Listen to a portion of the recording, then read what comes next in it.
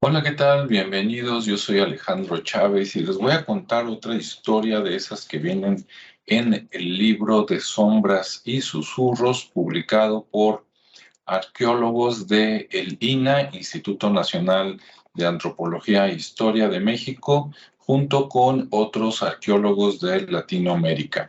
Y este relato se llama El ascenso al volcán Queuar.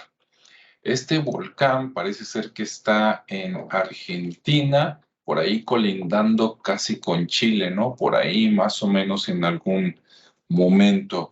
Y bueno, para que se den una idea más o menos del lugar, por aquí les voy a compartir pantalla para que vean una fotografía del lugar que encontré por ahí en internet. Ahí está, ¿sí? Están viendo ahí, es zona montañosa, es zona muy, muy alta, ¿sí?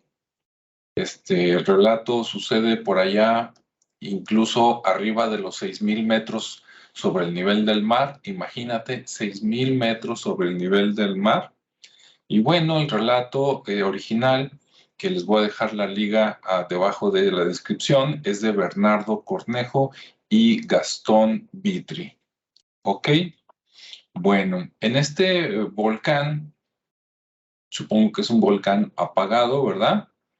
En 1999 se cuenta que el arqueólogo Johann Reinhardt, este que estamos viendo aquí, subió y se encontró unos niños, niño y niña o algo así, sacrificados por los incas.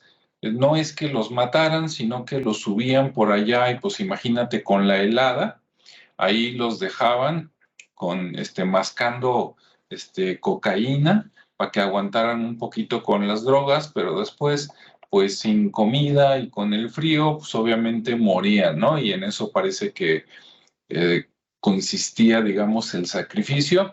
No se sabe, o por lo menos yo no sé, si estos niños eran seleccionados de la misma tribu o ciudad, digamos, de los incas que los llevaban para dejarlos ahí. Es decir, no sé si son familiares de ellos o si eran tomados de algún pueblo sometido, ¿no? Esclavos o algo así, ahí sí lo desconozco, pero bueno, te voy a platicar la historia. ¿Ok? Bien. Tengo por aquí mi acordeón, como decimos en México, para platicar las cosas más importantes en modo cronológico. Bueno, resulta que cuentan que todo esto inició en el año 2018, a principios. Parece que Gastón y Cristian Vitri estaban organizando el ascenso a este volcán y bueno, pues fue algo que les tomó mucho tiempo porque se hizo realidad hasta principios del 2020, o sea, 2 años después, ¿no? Mientras todo el mundo estaba preocupado por la pandemia y sus estragos, estos andaban por allá escalando el volcán, Queuar, creo que se llama, sí, Queuar.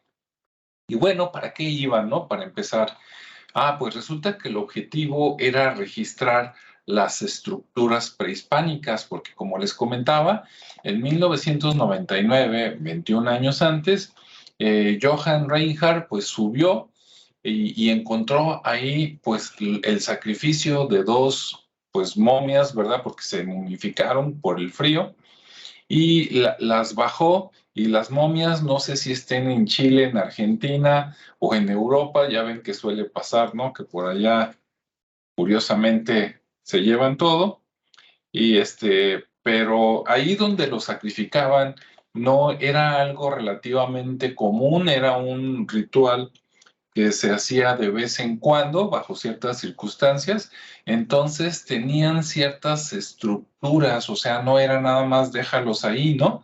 Sino que había un, una construcción, vamos a llamarle así, y entonces este grupo de Bernardo Cornejo, Cristian, Gastón Vitri y otro que mencionan que se llamaba Diego, pues subieron para ver este lugar, esa pequeña construcción, tomar fotografías, tomar las medidas y bajar, ¿no? De eso se trataba. Ok. Al subir en este complejo, porque son varias montañas unidas,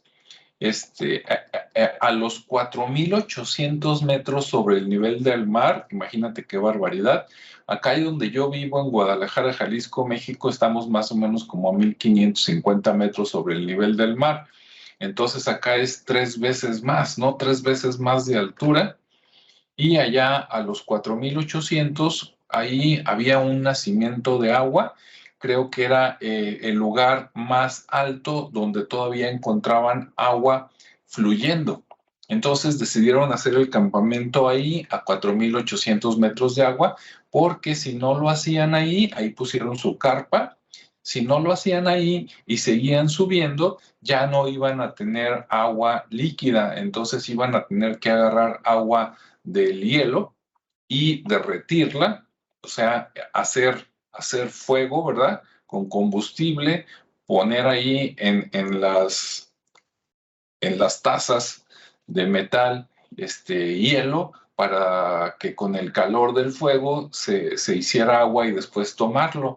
Y eso pues les lleva tiempo, les consume material y aparte el esfuerzo, ¿no? De cargar las cosas. Entonces dijeron, no, mejor aquí hacemos el campamento y nos quitamos de problemas. Ok, hicieron el campamento y por ahí en sus notas, el 27 de enero del 2020, salen de la carpa a las 3 de la mañana. Imagínate lo que es salir a las 3 de la mañana a esas alturas para empezar el camino y subir. De hecho, te anticipo que subieron y bajaron más o menos en 24 horas, o sea, les tomó todo un día salir de la carpa a 4,800 metros sobre el nivel del mar, caminar hasta arriba, hasta poquito más de los 6,000 metros, hacer el registro, las fotos, las medidas y volver a bajar al campamento, a la carpa, ¿no? De hecho, lo hicieron muy rápido, porque imagínate subir 1,200 metros, está cañón. Bueno, salieron a las 3 de la mañana y dice que después llegan a los 5,600 metros sobre el nivel del mar y que a esa altura pues ya descansaba un poquito, ¿verdad? Dicen que primero más o menos caminaban como 30 pasos y se detenían, después 20 pasos y se detenían y que al final ya nada más contaban 10 pasos y se paraban porque pues era el cansancio, el esfuerzo físico era mucho, ¿no? Lo malo es que cuando te detenías unos segundos para agarrar fuerza y en esos segundos, por el clima, por el frío que hacía, por el desgaste físico, de repente se quedaban dormidos y luego tenían que volver, ¿no? O entre ellos mismos se despertaban para seguir adelante. Entonces, bueno, siguieron, ¿no? Pero descansaban, dormitaban unos instantes y seguían. Bueno, después dicen que llegaron a la cumbre, que está a 6,130 metros sobre el nivel del mar, a las 18 horas con 53 minutos. Imagínate, haber salido a las 3 de la mañana y dale, y dale, y dale, y dale, y no detenerte hasta casi las 7 de la noche, ¿sí? Y eso porque ya habían llegado por un lado y porque tenían que apurarse, porque en esas latitudes, a esa hora, pues tenían nada más a lo mejor una hora, hora y media, cuando mucho, antes de que oscureciera. Entonces, pues a esa hora llegaron y encontraron, dice que la construcción es una plataforma circular, imagínate un círculo, dicen que de 6 metros de diámetro, ¿sí? Entonces, pues sí, está grandecita y que incluso tiene una rampa para subir a esa plataforma. Entonces, sí no era algo improvisado, era algo que los incas usaban, ¿no? Para llevar ofrendas o incluso llevar sacrificios, como en este caso, ¿no? Dos niños, creo que es niña y niño de 12 años de edad, ahí, pues relativamente, drogados se me fue el nombre de la droga que se usaba por allá, ¿no? Pero bueno, drogados para que aguantaran y pues ahí los dejaban y se les acababa la droga, la comida y con el frío, pues morían ahí, ¿no? Ahí con sus ropas y todo.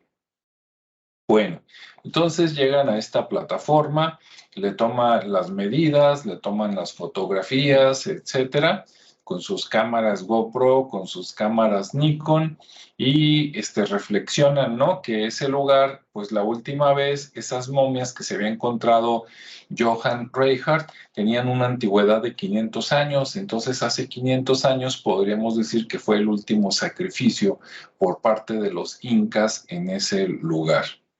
Bueno, ok, y a ese sacrificio, a ese ritual, dicen que tiene un nombre y que se le llama capacocha, por si que así como suena, por si quieres buscarlo luego en internet, capacocha, ¿no?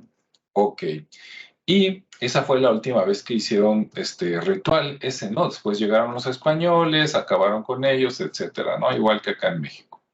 Bueno, y dicen que ese lugar, o sea, a los alrededores por ahí del volcán, estuvo habitado durante los últimos 9,000 años. Entonces, imagínate los 2,000 años que tenemos de nuestra era, más 7,000 años anteriores, pues wow, ¿no? Ahí con los incas o los pre-incas. Bueno, ya que hicieron esto, decidieron bajar del volcán porque ya se estaba poniendo oscuro y pues iban a bajar en plena oscuridad y pues ya ellos ya estaban cansados, tenían poca fuerza, etcétera, ¿no? Entonces empezaron el descenso. Y resulta que al empezar el descenso, comenta Bernardo, que es el que iba relativamente, digamos, más abajo, o sea, el primero, por decirlo así, que se le iban las fuerzas, que ya empezaba a oscurecer de noche y que de repente empezó a ver lucecitas en el camino y que de momento, pues entre el cansancio, el frío, con esas, no me acuerdo cómo se llaman, pero esos como palos con picos, ¿sí? Que te ayudan para caminar en la nieve, que con esos, que él estaba, por decirlo, bastante ocupado como para reflexionar sobre las lucecitas, pero que esas lucecitas que él veía, que los describe como pequeños flashazos, para eso no iba nadie adelante, y esas lucecitas se mostraban metros adelante de donde él estaba a intervalos, o sea, seguía caminando y seguía viendo las lucecitas. Si esto fuera un cuento de Walt Disney, te diría que se le aparecieron las hadas pequeñitas, ¿verdad? O los duendes y que le iban marcando el camino, pero los veía como lucecitas.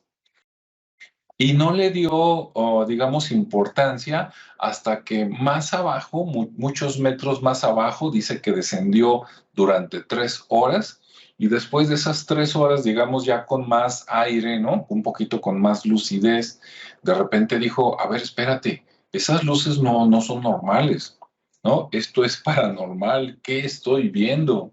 ¿Y qué estoy siguiendo, no? Si aquí podría caerme en una barranca y matarme, ¿por qué las estoy siguiendo? Pero que de repente dijo, a ver, piensa, las has estado siguiendo por las últimas 3 horas. Atrás de ti vienen los demás y te han mostrado el camino. Entonces, ¿sabes qué? No lo cuestiones, síguelas. Entonces, ese fue el primer evento sobrenatural, paranormal, si quieres pensarlo así, ¿no? Alguien o alguienes, si son varios, le estaban mostrando el camino porque si no, a lo mejor hubieran muerto por allá, ¿no? Bien, después, siguieron las lucecitas y de repente encuentran sus propias huellas, las que ellos dejaron marcados de su vida, las encontraron y entonces se sintieron felices porque dijeron, aquí está el camino, aquí está la ruta, vamos a seguir esas huellas que dejamos de su vida, ahora vamos a tomarlas de bajada para seguir el mismo camino, que fue el camino más seguro que encontramos. En ese momento dejó de ver las luces. Es como si las luces le hubieran indicado el camino desde arriba, desde el pico del volcán hasta un lugar seguro, ¿no? Entonces se platica fácil, pero imagínate tú en esa situación oscuro, en un lugar donde te puedes morir, por congelamiento, porque te quedaste dormido y ya no volviste, porque te faltó te deshidrataste, porque no encontraste el camino, y que precisamente cuando andaba muy mal empezó a ver estas lucecitas. Pero el relato todavía tiene más sorpresas. Resulta que siguiendo ya el camino de sus huellas, un compañero de ellos, de los que iban ahí, que se de nombre Diego, dice que de repente Diego se adelantó un poco, unos metros, y entonces él era el puntero, por decirlo así, y que cerca de donde había una como barranquita, como despeñadero, vieron que él se paró y se quedó quieto. Entonces llegaron y le hablaron: oye, Diego, ¿qué pasó? ¿Qué pasó, Diego?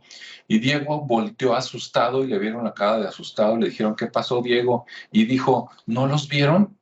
Y todos: pues ¿a quién? Dice: ellos vinieron, los dos, y se subieron a mi espalda, están en mi mochila. Entonces dices: ah, caray, ¿cómo que se subieron los dos? ¿A qué se refería Diego? Diego se refería como a los, o por lo menos eso se interpreta del libro, a los dos niños sacrificados, o por lo menos a los dos últimos niños sacrificados que encontró Reinhardt, o a dos niños sacrificados en algún otro momento, porque si en este ritual siempre dejaban dos, a lo mejor hombre, mujer, por algún significado que ellos creían, pues imagínate en 9000 años que vivieron por ahí, cuántos años acostumbraron a este ritual, ¿sí? Vamos suponiendo, a lo mejor equivocándonos, en los últimos 1000 años, ponle que hicieran este ritual cada 10 años, entonces imagínate cuántas veces subieron allá a dejar a morir a dos niños, ¿no? Y de repente él dijo que vio a dos niños que se le subieron a la espalda, que los sintió y que se metieron a su mochila. Obviamente físicamente tú veías que todo estaba normal, pero dicen que le dijeron: bueno, vamos a seguir caminando, y que se veía que a él, a Diego, le costaba mucho trabajo caminar, y cada ciertos pasos hacía movimiento con la mochila, ¿no? Como para acomodársela, y que todos decían que parecía que él estuviera cargando un peso mucho más pesado, más grande del que traía, ¿no? Y se fue asustado caminando todo el camino así. Entonces, segundo evento paranormal.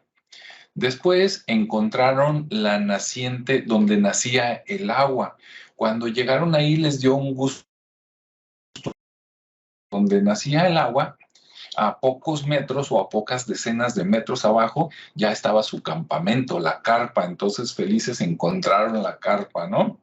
Bueno, un poco antes de llegar ahí, comenta Bernardo que él, cansado, caminaba y se caía, que la acumulación a esas horas de nieve ya era considerable, que a veces le llegaba hasta las rodillas en ciertos tramos. Entonces dice que caminaba, se caía y le daba así como sueño, pero que se despertaba o lo despertaban. Como los demás compañeros venían atrás, a lo mejor a 20 metros, a 50 metros, hasta 100 metros más atrás, ¿sí? Que de repente se iban separando, se llamaban por algo así como walkie-talkies, ¿no? Por radios, dicen que se llamaban cada 20 minutos entre ellos para evitar que se durmieran. O sea, por su nombre: oye, tal, ¿estás ahí? Ah, sí, sí, aquí voy. Ok, ¿no? Y que de repente, así estuvo, pero comenta que de repente ya no los escuchaba, alguna ventisca, una interferencia o algo, ¿no? Y entonces él se estaba durmiendo, o sea, caminaba y contra su voluntad, por ese desgaste de estar a esas alturas y todo, se estaba durmiendo, y dice que de repente escuchaba que alguien gritaba su nombre, ¿sí? ¡Hey! Gastón, no, o Diego, no, que o Bernardo, ya no me acuerdo, pero bueno, le gritaban su nombre. Y entonces él despertaba, pero volteaba y no veía a nadie. Y sus compañeros no, venían mucho más atrás. Y que cada que se iba a dormir, escuchaba que alguien gritaba su nombre. Entonces, tercer evento paranormal, ¿no? Como si alguien los estuviera cuidando, guiando. Ok. Entonces él se fue siguiendo, digamos, el río que te decía donde nacía el agua antes de llegar a su carpa, porque decía, es que este es el río, me voy a ir siguiendo el río, ¿no? Después, en el río, dice que empezó a escuchar como cantos entre niños y mujeres. Y él se fue siguiendo el río y que escuchaba el canto y seguía el canto, él, el camino. A final de cuentas era la misma ruta que debía de seguir, ¿no?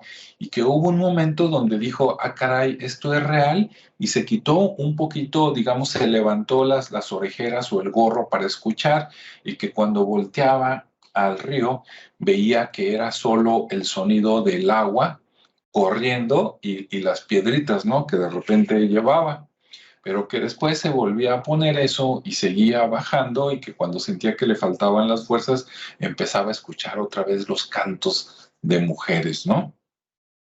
Y entonces eso lo mantenía despierto, por decirlo así.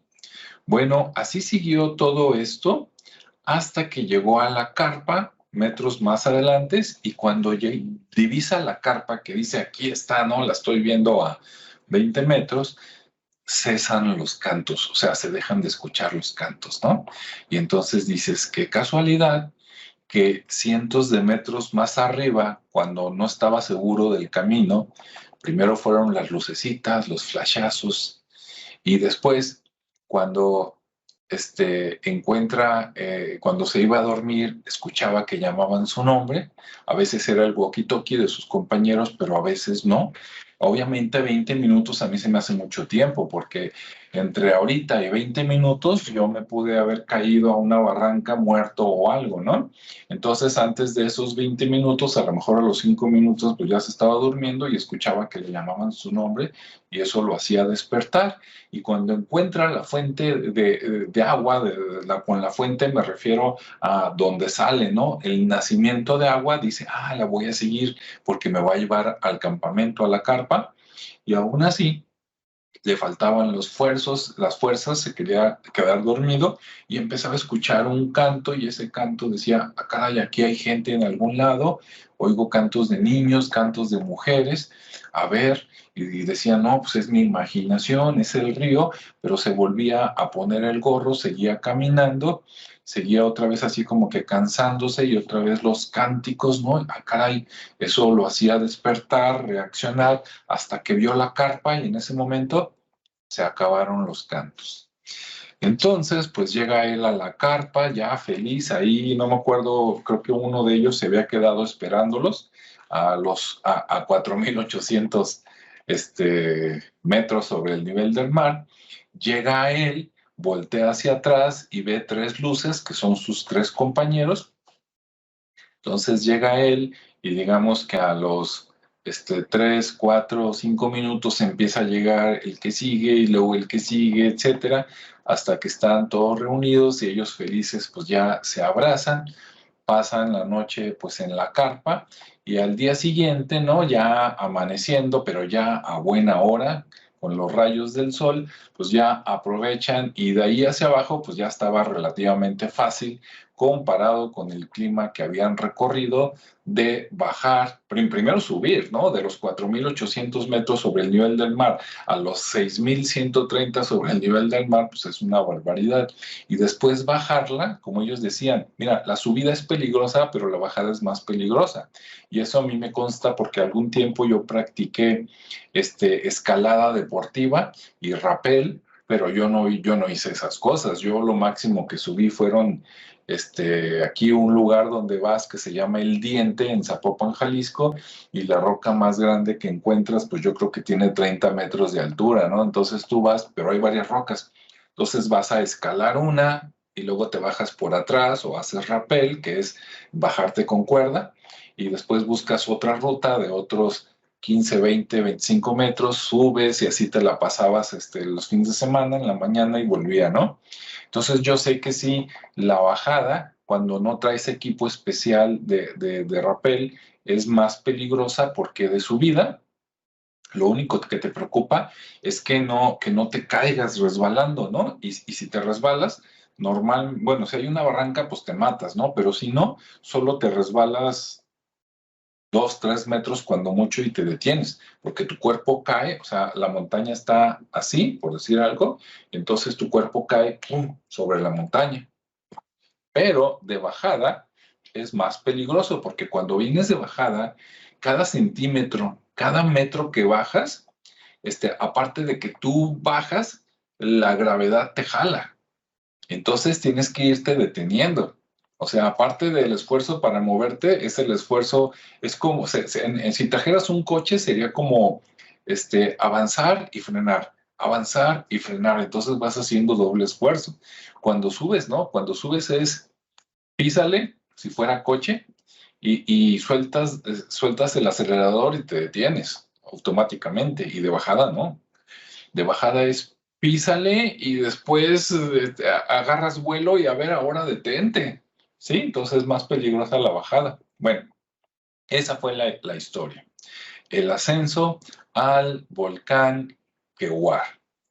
Entonces, como te decía, aquí no es como Hollywood, ¿verdad? No se te va a aparecer, bueno, quién sabe, los demás relatos, pero no se te va a aparecer un demonio y te va a llevar al infierno o algo así, pero sí ven esas presencias que en algunos casos te advierten o te dicen así como que no pases de aquí o te voy a atormentar porque no pediste permiso, pero en otros casos, como en este relato argentino, les ayudaron, ¿sí? Les ayudaron a bajar por el camino correcto, siguiendo esas pistas, primero de las lucecitas, después la voz que llamaba al que era, digamos, el puntero, el líder, y por último los cantos, ¿sí? Y el susto que se sacó el otro, ¿no? El Diego, habrá que ver, eso sí no lo cuentan, esto ya es de mi cosecha, ¿no? Habrá que ver,